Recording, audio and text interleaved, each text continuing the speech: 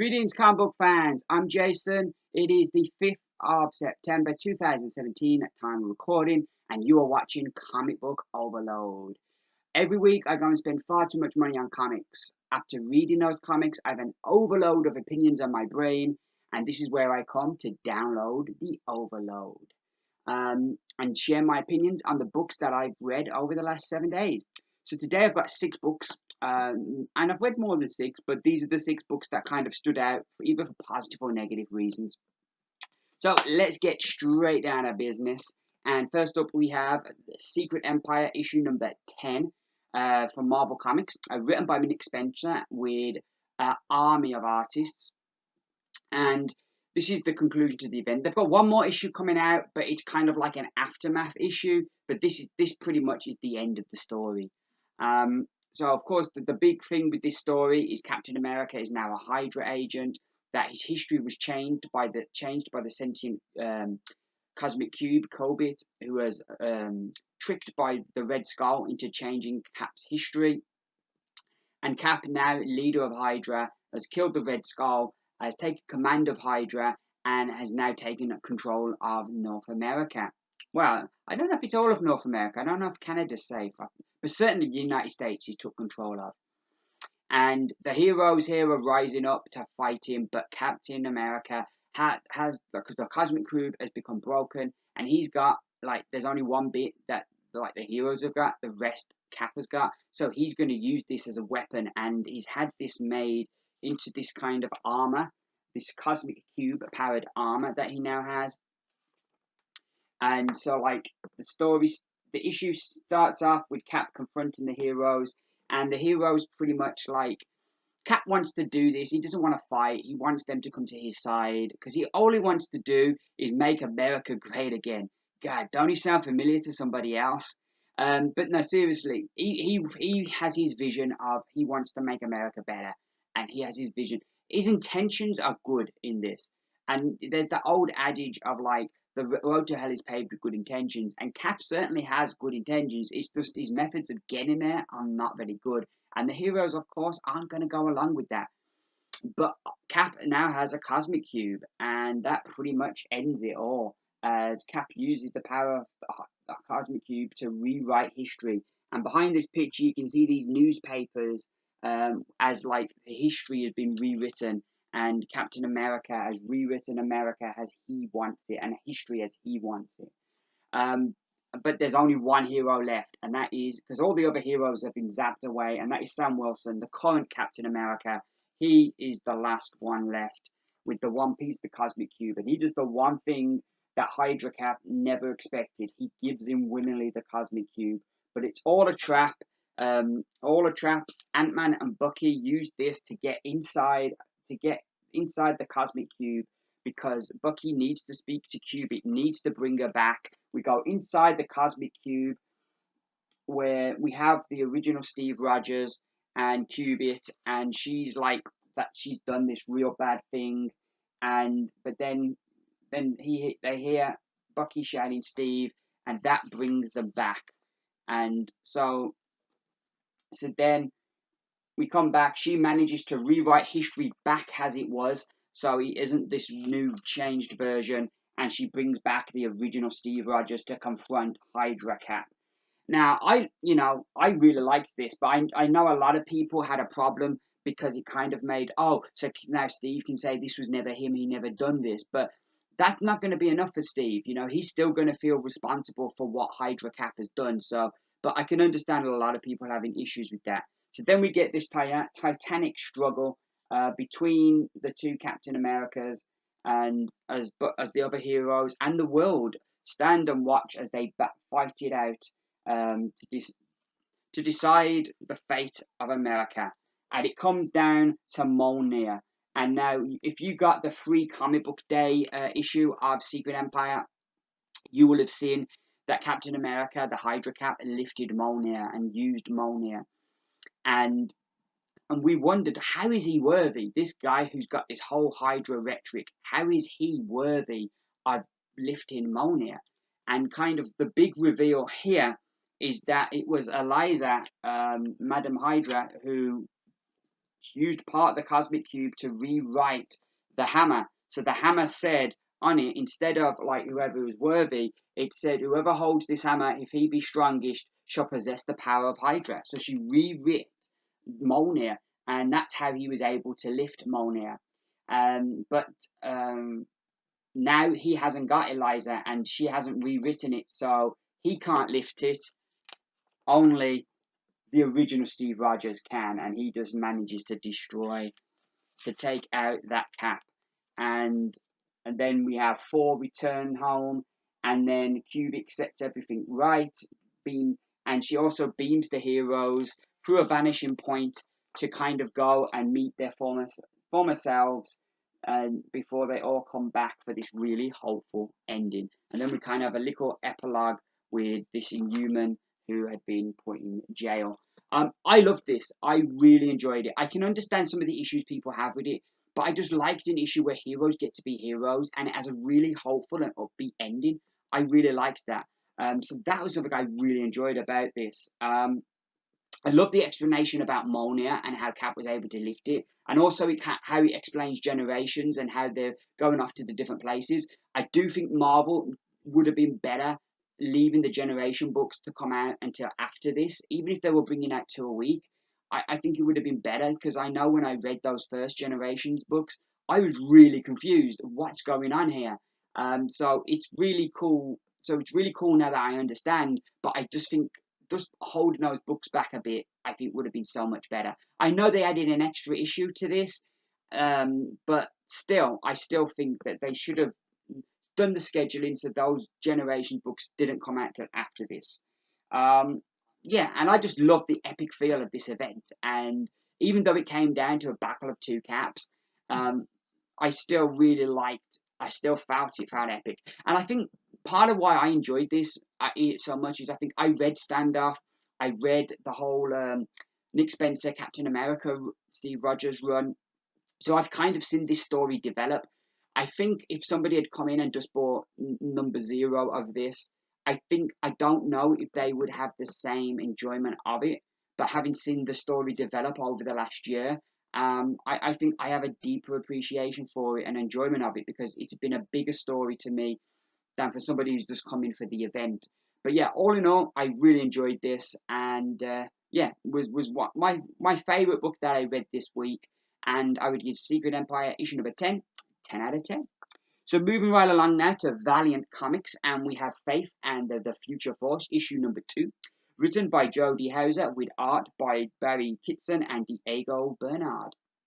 And this is the second issue, as I said, and it's very much the same as the first. Neela Seti, the Time Walker, comes to get Faith because there's this big threat that she needs help on. But last issue, Faith wasn't enough and Faith got killed. So Neela Seti's told an earlier version of herself, Faith isn't going to be enough. So now Faith, she comes to get Faith, but she goes, we need more. So Faith has got the Renegades together, and they are going to take her on this big bad. And the early part of the issue is my favourite, is when we get these interactions between the characters. It kind of reminded me of Game of Thrones. If anybody saw the last episode of the last season, when they're all walking to the dragon pit, and you have all these interactions between the different characters, it kind of reminded me of that, and there were some really great moments there. After that issue ends, when they get to the big bad, that's for me where this book falls down and gets repetitive, as kind of they fail again, so now they need to put it back together an even bigger and badder team, which I kind of felt we kind of was rushing through stuff, which maybe we didn't need to see this in detail, but it just kind of felt like the second half of the issue had no real, felt very hollow, because we just was rushing through things. So I didn't enjoy the second half of the issue, and it kind of felt repetitive to what we'd already seen. And it kind of feels like this is going to repeat itself next issue, as they lose again, and then the 4th issue they'll finally put together a team that can beat the big bad. And yeah, I'm not really feeling this at all. It is a shame, because there's so many characters in it. I was so pleased to see Neela Seti again. I love the character of Faith, but for me, I'm just not feeling this. So I'm gonna, yeah. Even though I do love this wraparound cover, it's a variant cover I managed to pick up, so I like that. But even with that, I just, yeah, I thought there was enough good in here to give it a positive grade, but if I was marking it, I'd give it 6 out of 10. So next up, we have a book that I'd previously thinking about dropping, but I went back and picked up issue number 5 of Jean Grey from Marvel Comics, written by Dennis Opelus with art by Anthony Piper. And this book was really good. It's really fun.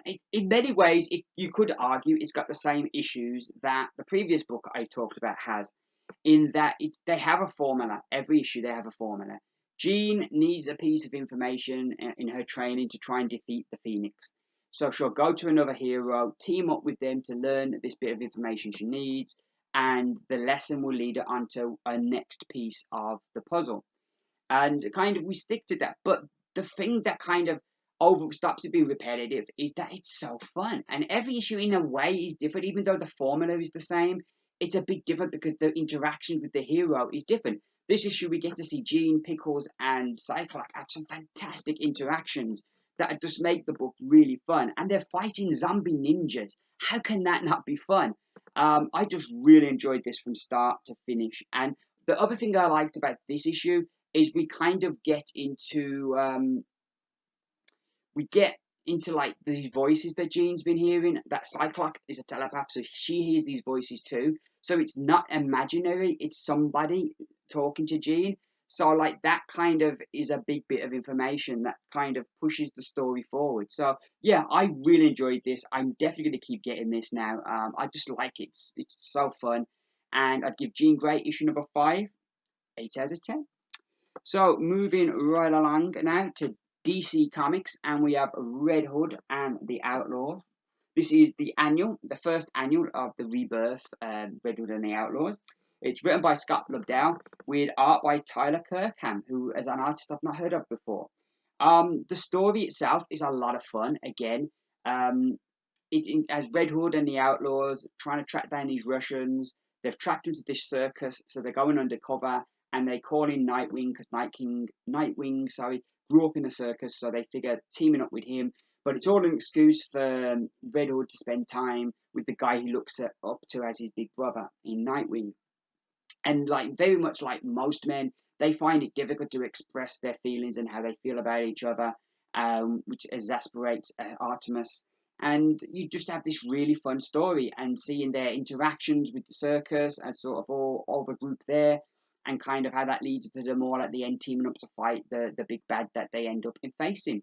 I enjoyed this. Like I say, this was a lot of fun and a great advert for the regular book, because like if you pick this up, say you're a Nightwing fan, so you pick it up, it's a lot of fun, and you'd kind of think, yeah, I might try out Red Hood and the Outlaws.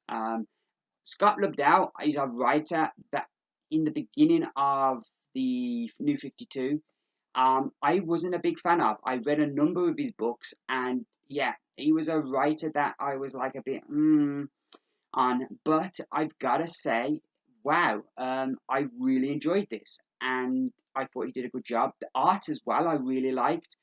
There were some great moments art-wise from the artist, which you could never find when you need them to flick through. I thought there were some great moments art-wise.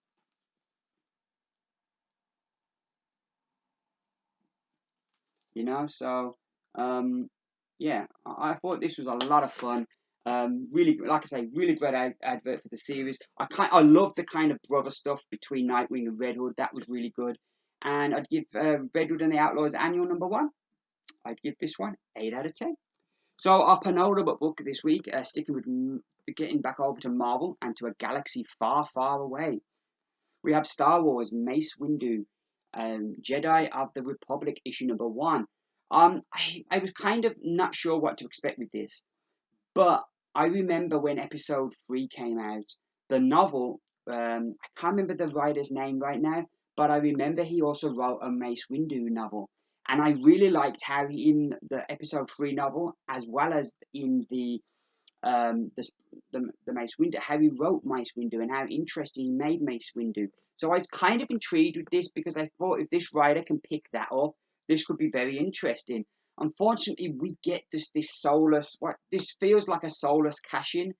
It starts off interesting in that we have the Jedi kind of various discussions with different Jedi, kind of uncomfortable with their role in the Clone War, and kind of questioning should they be doing what they're doing, and kind of opinion kind of split. I'm sorry, I'm leaking here. I always shut the door to do my videos, but it makes this room really hot. I'm gonna have to, leave the door open in future because I'm just melting away. Um, but anywho, getting back to the book. So yeah, the opening is really intriguing.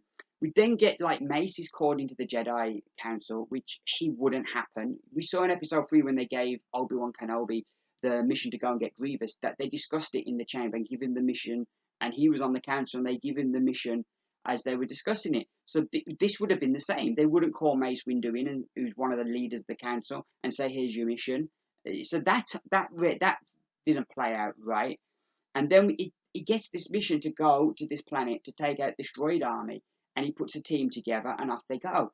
And like, it could have been interesting, kind of like Rogue One with Jedi. It could have been interesting, but what we get is they get to the planet, and it's just the book is just there. It feels like you're going through the motions.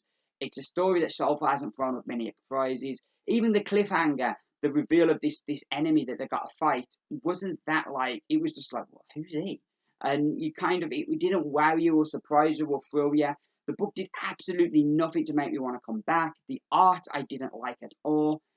So all in all, this was not very good. And I just think the book had so much potential and a character that they could have made interesting. Maybe if they'd have explored his past and to see him come up as a Padawan, that would have been more interesting than what we ended up with. So yeah, I don't think I'll be getting the second issue of this, and I'd give issue 1 4 out of 5. So our final book this week is from Marvel Comics. It is Spider-Gwen issue number 23, I think it was. Yeah, 23. Written by Hannah Blumenreich and Jason Latour, with a number of artists on the book. And this was totally not what I was expecting. I thought we were going to get Gwenham this issue, but we kind of get this side story where we start off with this Watcher who's bored of watching this Earth, so he's watching a game show from another Earth. The Watchers come in and tell him off, so he goes back to watching what he should be watching, and he ends up watching Mary Jane, which, if you've got to watch something, you'd watch Mary Jane, wouldn't you? And then kind of we get this whole issue of our 3 characters on the cover, Mary Jane, Betty, and Glory, as they're kind of getting ready for a gig. And that might not sound very interesting, but it ends up with a really fun issue. And I really enjoyed it, and I kind of went into it like when I'd flicked through it and kind of seen that, wow, there's no Gwen Stacy this issue, there's no Spider-Woman, but I was like, well, this don't look very interesting, but actually it ended up being a lot of fun, and I really enjoyed it, and it made me like the character of Mary Jane in this a lot more, because this version of Mary Jane hasn't been the most likable of characters, but I actually kind of found her quite amusing. Also, the bit with the Watcher at the beginning, I like how they kind of put in a kind of few hints for the future. So that was really cool. And yeah, it was great. My only complaint was with the opening bit. I think we got the regular artists for this opening bit with the Watcher watching TV. But then the art changes for the main bit. And I wasn't the fan of the art. I'm not going to say it's bad. It wasn't to my likings. But overall, I thought that this issue was very good, and I would give Spider-Gwen issue number 23 8 out of 5. So those are my books for another week. I will be back, fingers crossed. The time of recording this video, it will be tomorrow. Obviously, you're watching this in the future, so tomorrow probably will have gone. But I will be back with a comic haul weekly video, all being well. And then sometime in the next 2 weeks, there'll be another comic book overload video. Hope you all are well. Thank you very much for watching my video. I've been Jason. This has been Comic Book Overload. Keep reading, and bye for now.